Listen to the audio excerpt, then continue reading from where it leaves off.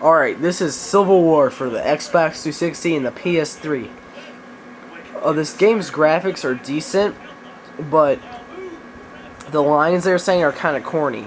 There's an example of this with this guy that's on the ground right here in a minute. If you guys couldn't hear that, he just said, "Don't forget me," and died kind of foolishly. Well, not foolishly, but just like kind of laid down. Anyway, this game isn't like a Call of Duty or Medal of Honor because the main reason is your target's down in the alley, like a shooting gallery. It's like always in front of you when you first start. Not necessarily the target, the enemies.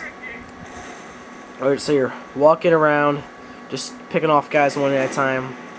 Now, when this gun reloads, it is slow because you have to put the bullets in, you have to take out the case. See, here's a good example, see? So you only get about, I think, 5 shots at a time, but then you gotta reload. When you get a chance, get out the Springfield. Okay, the same thing with this pistol. You gotta put oil in, or some liquid, and then it'll work.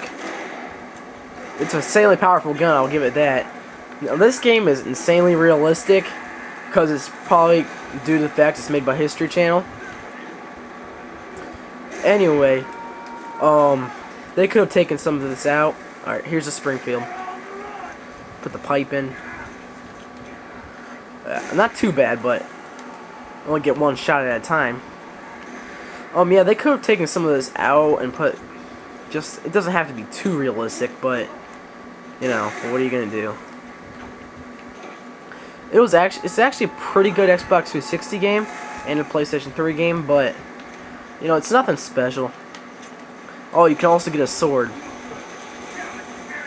It doesn't even feel like a Call of Duty or Medal of Honor because you're switching weapons with the D-pad, and like this game relies on cover a lot, like you would in normal war.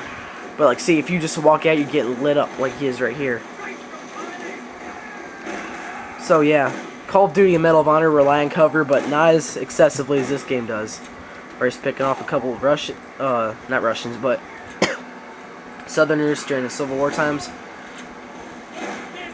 Alright, there he goes. Anyway, you can even use a machine gun. Go back and show them the machine gun. Right there. Or would you shoot it? It's pretty slow, but that was probably like one of the first machine guns ever.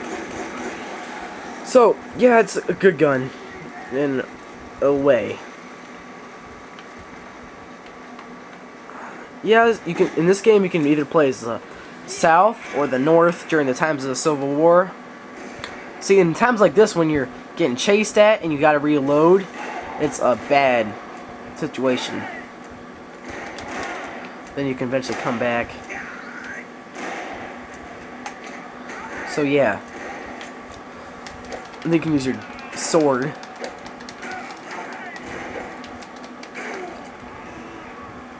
A pretty good game. You can use a cannon.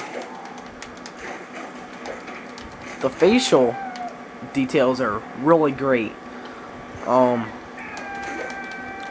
Yeah, it's good. I'll show him the cannon, please. Shoot. The cannon's awesome, but I'm not sure what purpose it has to you as the player right here, since the enemy was already up in that area.